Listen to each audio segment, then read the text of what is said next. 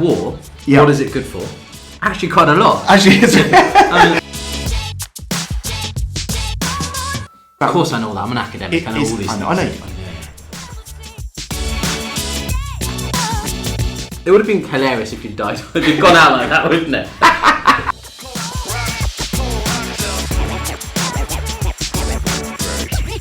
Moving cryo into Pack A is what the cryostat trial is.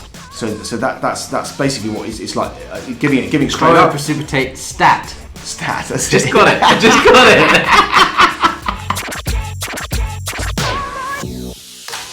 Episode 3.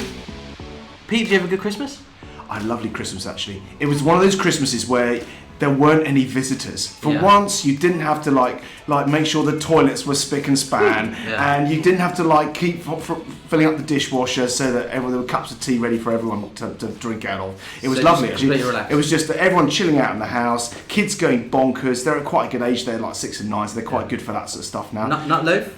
Turkey? Yeah, nut roast. Nut roast. No, we're veggies in our house. Yeah, so it's nut roast and cauliflower cheese and all of that. It was lovely. It's not vegan, but it's pretty veggie. I had nut roast at the orthopaedic Christmas party, and it was truly Was it a massive disgusting. letdown? Yeah, a stodgy nut roast is pretty grisly actually. When it's all like, ugh. It comes out as it goes in. Right? Just a loaf. What was your favourite Christmas present? Favourite Christmas present? Actually, I got some really cool socks that fit really nicely. As socks do. I got my Apple Watch. Awesome. I got an Apple Watch, so I'm pleased with that. So but now you turned up 20 minutes late for today. I turned up 20 minutes for today. Yeah. How does that work? I'll get back to them. But good stuff. Yeah, some good stuff. So I got a Liverpool football top. Great. Which I'm delighted with. I got a Ferrero Rocher, which is the size of a football. And I got these Bose wireless sports headphones. So what's a sports headphone as opposed to a normal headphone? As in just a thing that goes in, it doesn't come out. They're waterproof as well. And it goes in, doesn't come out? As in, they don't fall out your ears. They don't fall out when one is. Oh, those are like those bouncing. earbud jobs. Yeah. They jam in there. They jam in and they're waterproof. Do they get a bit sore after a while? Do they get a bit like... I don't know, I haven't opened it yet. I mean, they look amazing. It's too good to open. They look great in the packet. So they go amazing well. I've got my 3 gym memberships that I never get to use. I've actually got 3. Luckily the wife's not listened to this, so she'll never know. But I've spent 140 quid a month just making sure I could go and exercise anywhere I like. But I literally didn't ever get a chance. Yeah. But the thing is, you don't get a body like this overnight. No, you're ripped, mate. It takes years of neglect. Ripped. Years of neglect.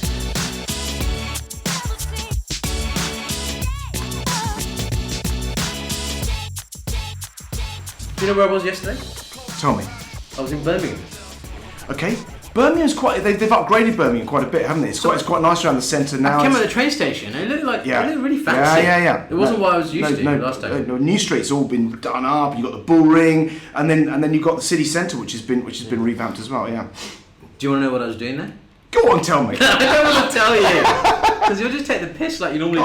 Belittle me. You were like head of this or like leading that. Yeah, go on. Tell us. Yeah. What were you doing? So. No, it was the inaugural meeting of the British Patellofemoral Society.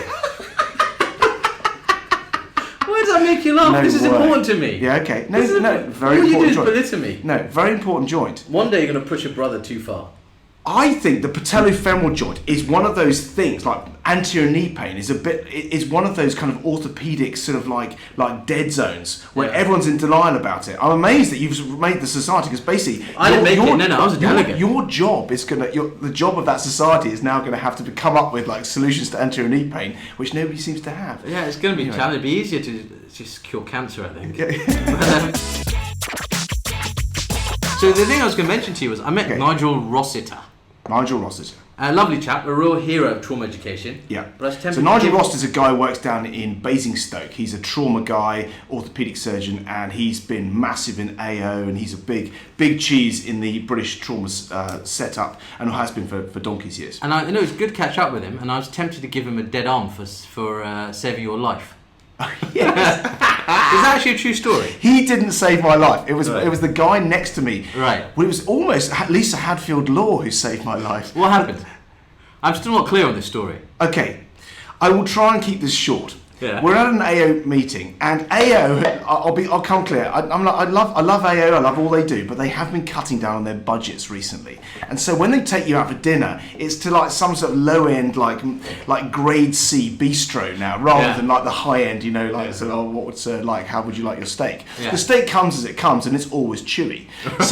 So we get served up this like choux gristle as the steak. And I'm sitting next to Lisa and we're having a nice chat. She's eating her fish and I've got my steak. So I eat the steak. And we've all been in this place. All carnivores who've eaten slightly gristly meat in the past have had this moment where you're eating something and you're chewing through this mouthful and you just get fed up with chewing it. It's just making no progress whatsoever. You're chewing and chewing and you get bored of it. You think, sod it, I'm just going to swallow it. I know it's a bit too much to swallow, but I'm just going to swallow it because I'm fed up with chewing it. It's making no progress. Yeah. So I did that. And then suddenly there was this moment. It was like a thump hit the back of my throat. It was like bang, and it wasn't going anywhere. It was like it was lodged right there. I couldn't breathe, couldn't do anything. Did you think you might be dying? Not in that moment. I thought, hold your nerve. Yeah. Don't panic. Hold your nerve. Don't panic, Captain Mandarin. Get your glass of water and just swallow it down. Yeah. It'll all go down, and we won't make that mistake again. I had some water, and I couldn't swallow the water. The water wouldn't go. Right. So I spat the water back out of my drink, and Lisa made some sarcastic comment. Oh, that's nice, Pete. Lovely. Oh, look, that's really. She didn't realise what was going on at this point. She's a lady. Yeah. So at this point, I stand up and I look at Lisa, and I said. I gave that, that sign when you're drowning, that one where of like please stop, where you wave your hand like a shark fin in front of your throat. I was doing that. She got it pretty much straight away. Yeah. So I said, and I gave the sign for a Valsalva maneuver, and she got it immediately. But Lisa's not, she's not a brick shithouse, let's say. So I turn my back on her, and she grabs me and she tries to have a go, but she didn't really have the oomph. Yeah. It's quite a long way to get around. No, I've got big moves and stuff. Yeah. Barrel shaped is what I was going to say. Barrel shaped. Yeah. So I think it was an unfair contest. Right. So I move on round to the course convener who's sitting next to Lisa. So I go around. I can't whilst I'm sort of dying, but it's becoming the whole table is now absolutely silent and locked on. There's like 30 people watching what goes on here. The course convener, who's like this sort of big burly Irish orthopod, his name I forget, and he basically just was not going to let his force not be sufficient. If you see what I mean. So he absolutely gave it. Crack a few ribs. Exactly. He was happy to give the ribs a go. So he gave it some. And it literally, this piece of meat came flying out, and I kid you not, it landed right in the middle of Lisa's fish.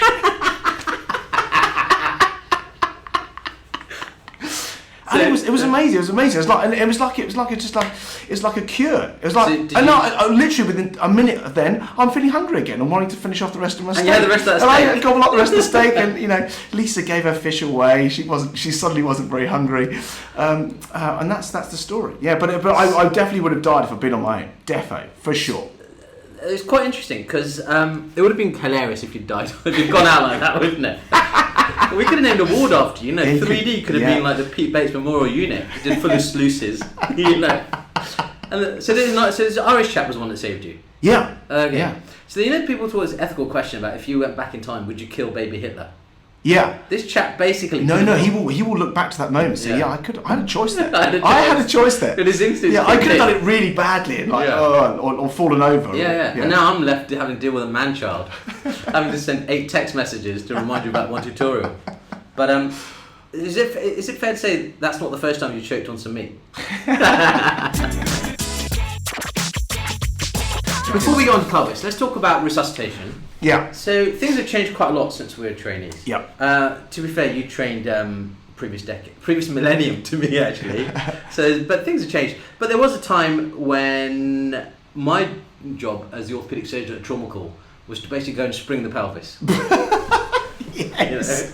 Spring the pelvis. Yeah. And did you know what you were doing when you sprung that pelvis? Not at all. So I'd kind of put my hands on the pelvis on either side, and I'd kind of push down with a bit of force. That's right, you give it a wiggle. And I'd give it a wiggle, and generally what would happen is the whole patient's body would get pushed down into the mattress, and the mattress would spring back up. I'd be like, seems alright.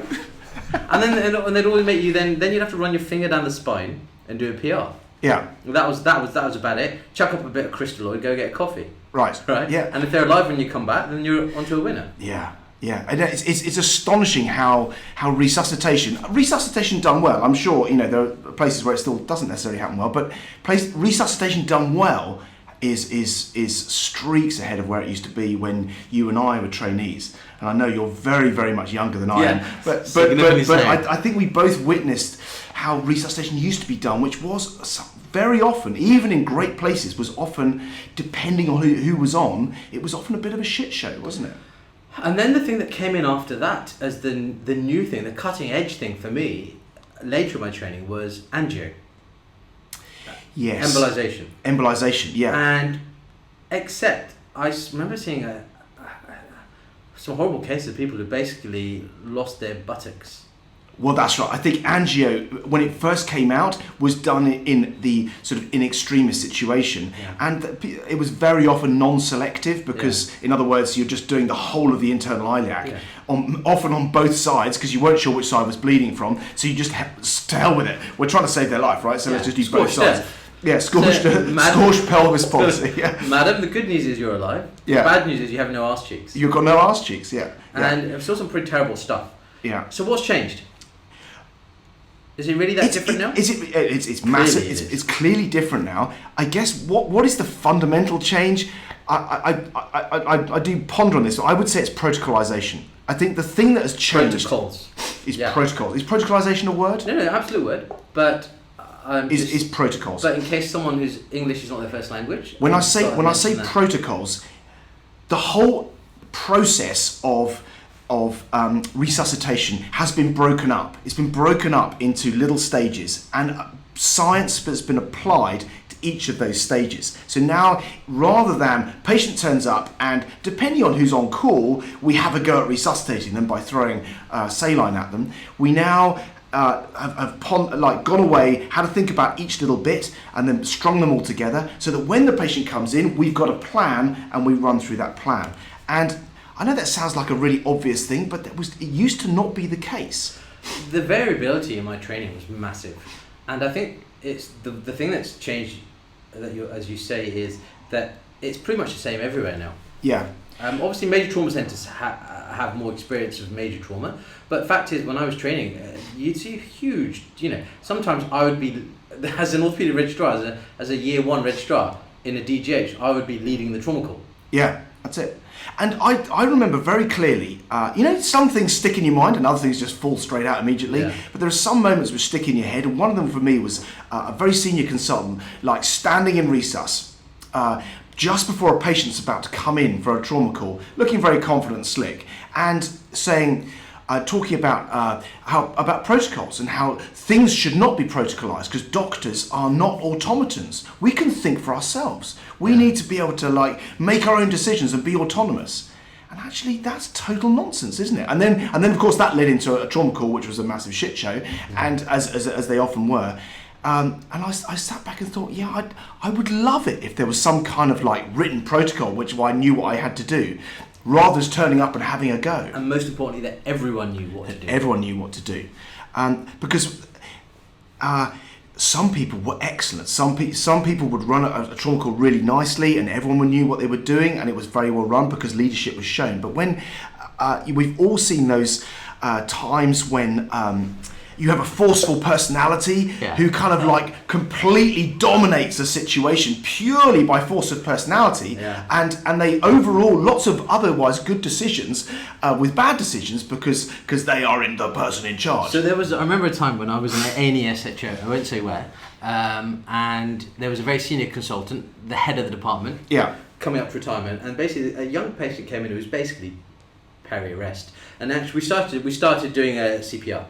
And then he wanted to put in the central line. So we're doing this, and he's trying to put a central line in, and he said, "Look, just stop compressions. You're moving the patient around and put the central line in." And so he's trying to get the central line in, and I'm like, "Stopping compressions," and he was like, "Get me the Bertilium," and got the central line. Victory. Victory. Unfortunately, patient not so. Funny to see. And the thing about a protocol is you can change it. You can change it and change it again and change it again. And you make tiny changes to it and it evolves over time. So the protocol you had 2 years ago isn't the protocol you have now.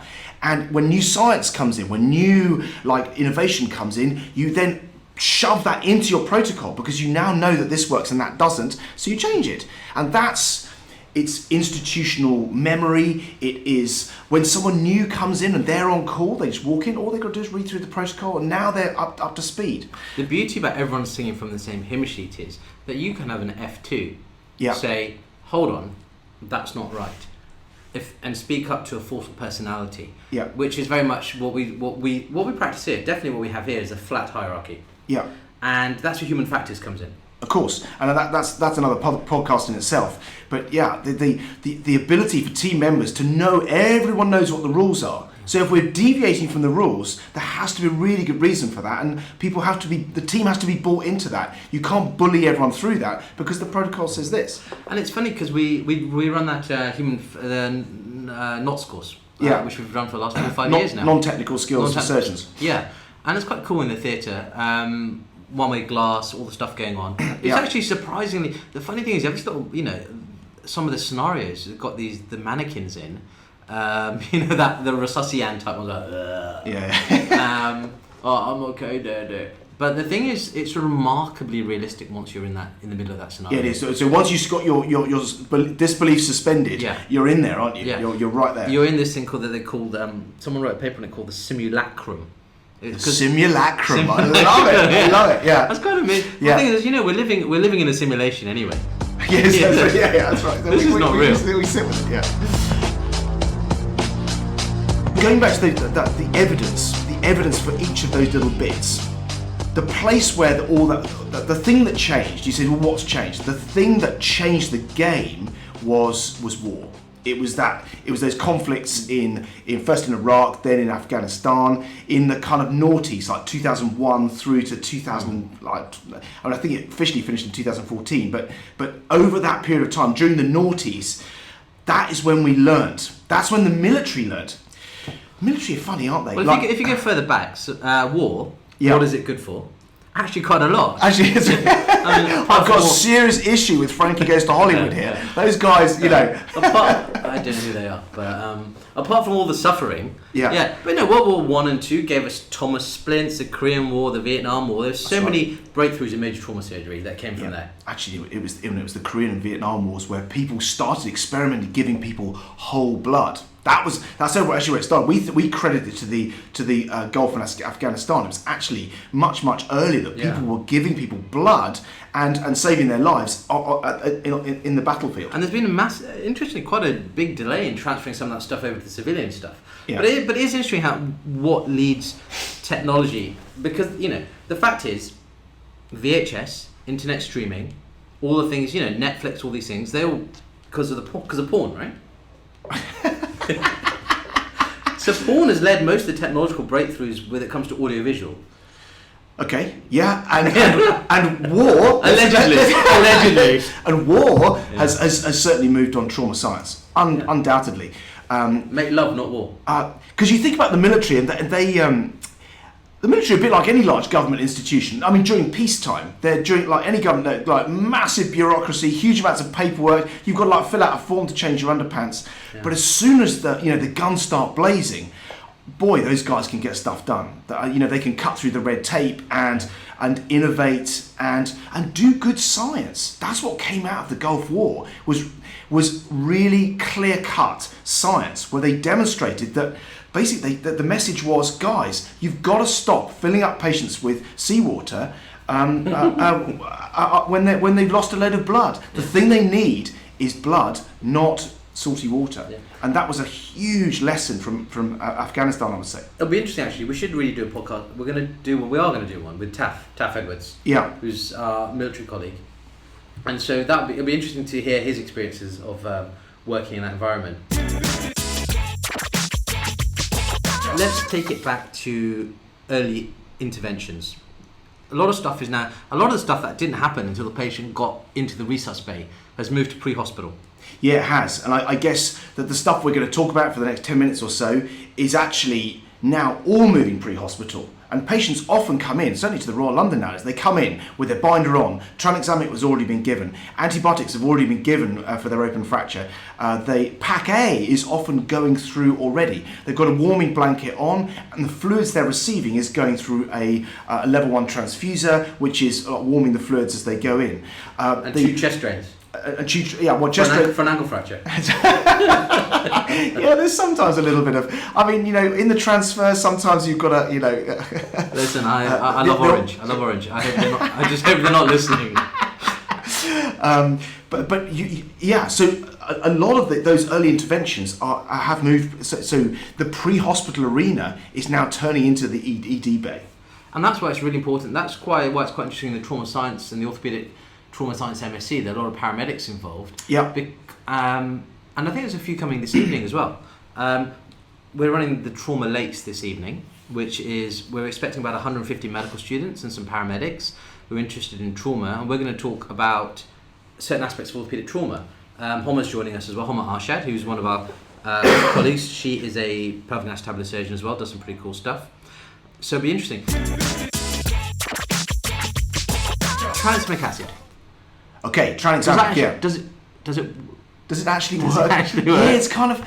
Tranexamic is one of those things. It's like unbelievable, isn't it? It's a bit like aspirin. It's like what? So it's got. Well, it's not like aspirin because aspirin has side effects. Tranexamic doesn't actually. As long as you give it within the first 3 hours, it basically doesn't have any side effects, and yet it has a measurable benefit in trauma patients, in hemodynamically unstable trauma patients. I mean, it's a remarkable piece of work that Karim Brohi and our colleagues here at Bart's QMUL did. We're involved. Yeah, that's right. The Crash 2 trial. Crash 2 trial. And the fact is, if you've got something that's cheap, that has literally no side effects, no contraindications, and you have a significant reduction in mortality and morbidity.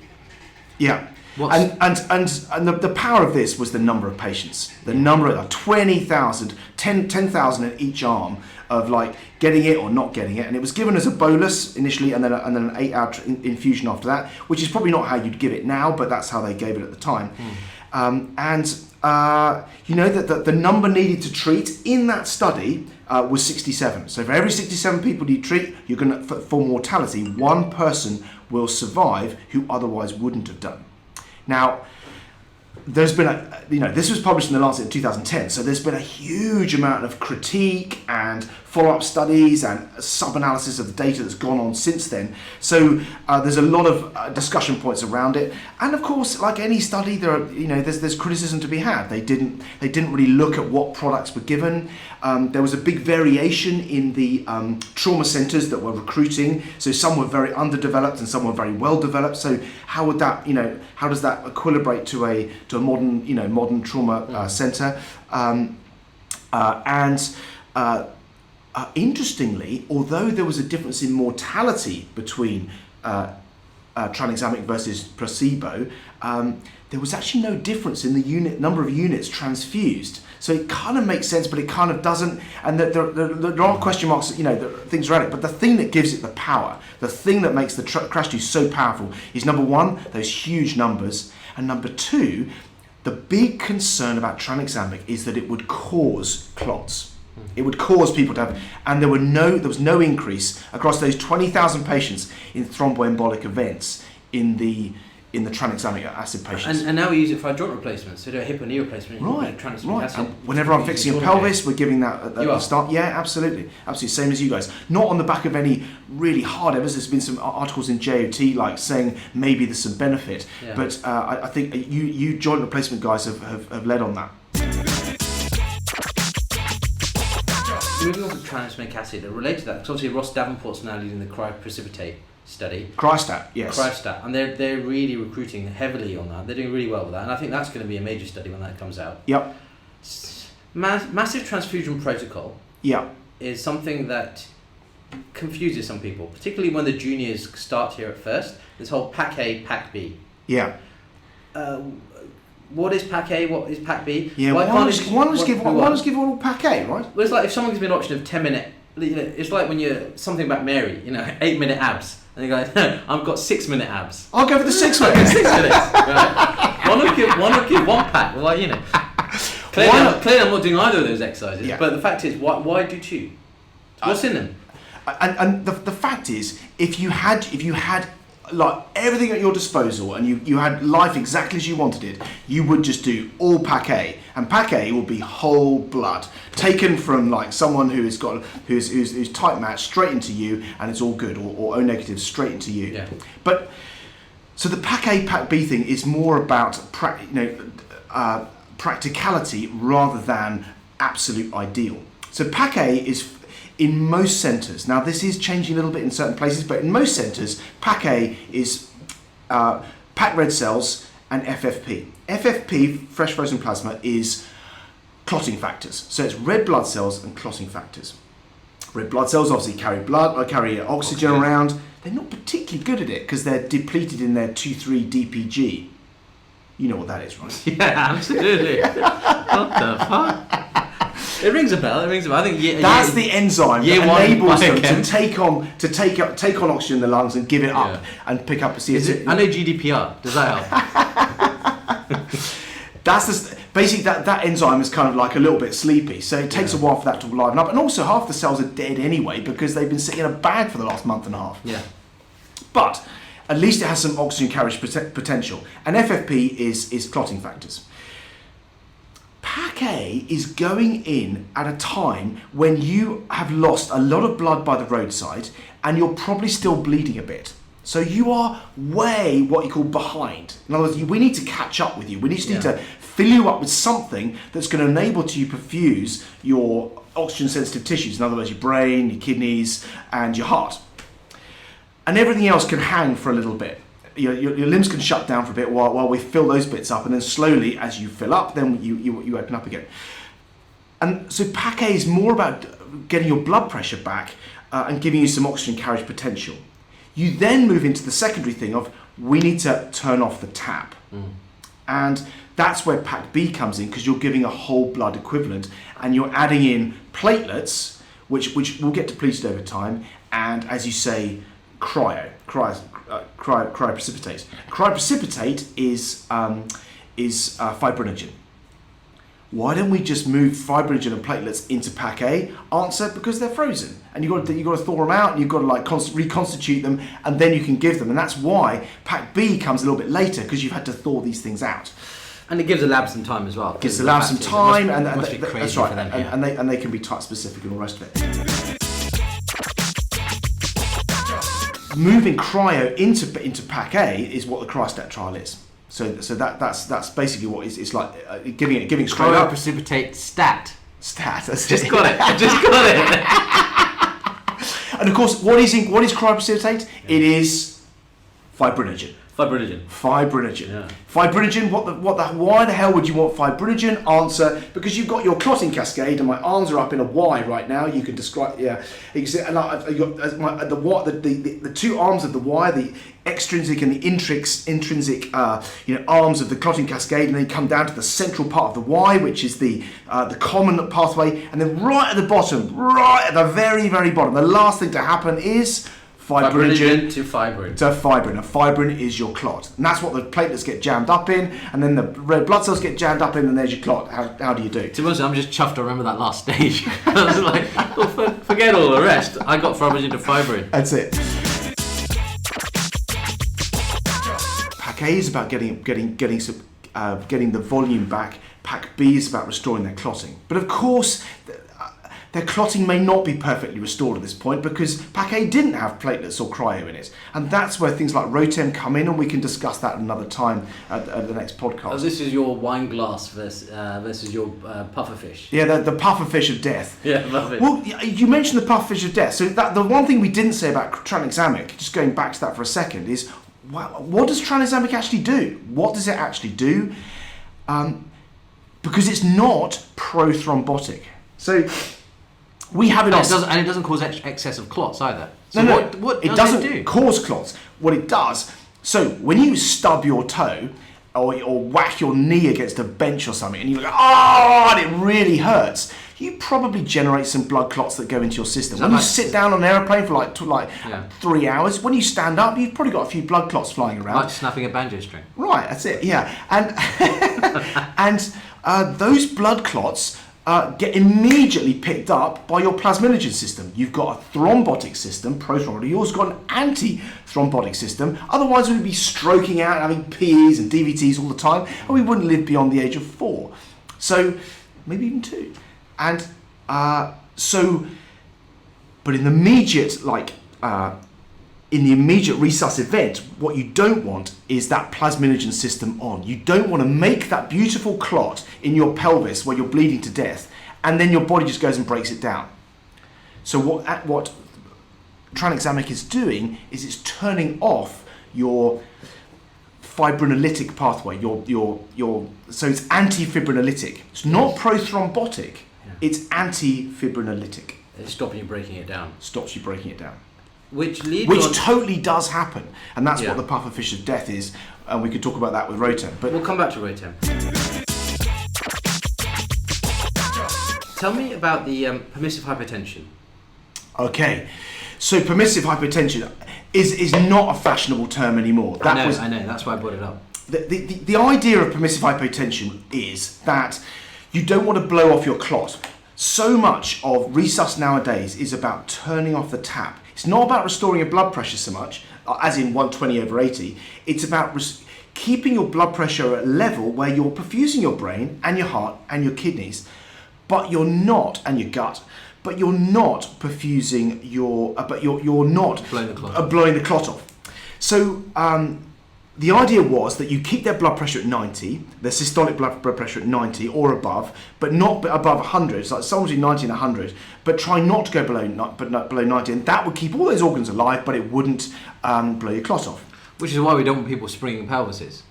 Right, exactly. You don't want to be, and you don't want to be moving people around too much. I mean, in and out of the scanner is one thing, but actually rolling people and doing manoeuvres and excessive log rolling is totally unnecessary in that immediate thing where all you want is for that clot to settle. Where was I? Before I rudely interrupted. You were talking about Rotem, pufferfish, antifibrinolytic, not blowing your clot, permissive hypertension, 120/80. So the reason permissive hypertension is not a fashionable term anymore is because you cannot leave, that's not an indefinite thing. You can't just leave someone with a systolic of 90. That's not acceptable, because what will end up happening is all their peripheries will just get more and more unperfused and they will become increasingly acidotic. Permissive hypotension enables you to get in and out of the scanner. It buys you a bit of time. It allows you to do some stuff, progress in your investigations without causing any detriment to that immediate early clot that you want to hold on to. But ultimately, you have to move on from there. You have to raise that blood pressure. And it might let you find a point where you can then intervene to turn off the tap in some way. So exactly. That gives you a bit of time, get in and out of the scanner, get up to theatre, get into interventional radiology. Whatever the next exit point from ED is, it enables you to get there. So we're talking more about damage control resuscitation here. We are, yeah. So interestingly, talking about not blowing off the clot, almost as if I planned it, binders. Can we just stick with not blow? One last thing on that. Oh, for fuck. Yeah, okay. Okay. No. We'll go with binders. No, go on. No. Tell me your one thing. The one thing I mentioned earlier, but hasn't really been mentioned a lot, is I haven't really bored on about much, is level 1 transfusers. So that is a thing. A level 1 transfuser is basically just like a box, and you've got a whole load of bags. It's like a bucket, if you like, above it, and you empty all of your blood products, your massive transfusion protocol, into the bucket, and you can then infuse that bucket very, very quickly into the patient. Not just very, very quickly, but at exactly the speed that you want to infuse it at. You can put it in at exactly the right rate, which keeps their blood pressure around about 90, 95, but doesn't stick it up to 120, but doesn't allow it to drop to 80, 70, etc. So it can hold that for you. And of course, it's warmed fluids, so it allows you to clot. And and what it does is it gives you a great deal of confidence, particularly, they used to call the CT scan the donut of death. Yeah. Because basically you leave the resus bay where everything was happening and you drive out to CT and then the patient would arrest in the CT scanner because everyone kind of like gets bored at that point. I've seen it. Yeah. And what the transfuser does, combined in association with all the monitoring that goes with it, etc., the transfuser allows you to give that massive transfuser protocol at exactly the right level, so that you're holding their blood pressure where you want it. It's not excessively high, but it's not dropping down, and you can up the speed or you can down the speed, exactly as you want. Just like your cruise control on your car. Exactly. It just holds it level. It's not automated to that extent, but it gives the anaesthetist, the person at the top end, if you like, incredible control, or much more control than they used to have when you had like 6 people squeezing bags like crazy, and suddenly you realise the Venflon fell out a while ago and it's going all over the floor. I think I have seen. I've seen that. I've seen someone put blood into a pump and then it's got all over the floor. Like a hose pipe in, like a snake, just go everywhere. And people ducking. Like these garden sprinklers. Just like that. It was literally like that. I've seen that. You want to move on to binders? Not anymore. I don't give a shit about binders. The thing about binders is that every time I give a talk about pelvic fractures, all anybody wants to talk about is binders. That all the questions that come out of the audience, every single one, is about binders.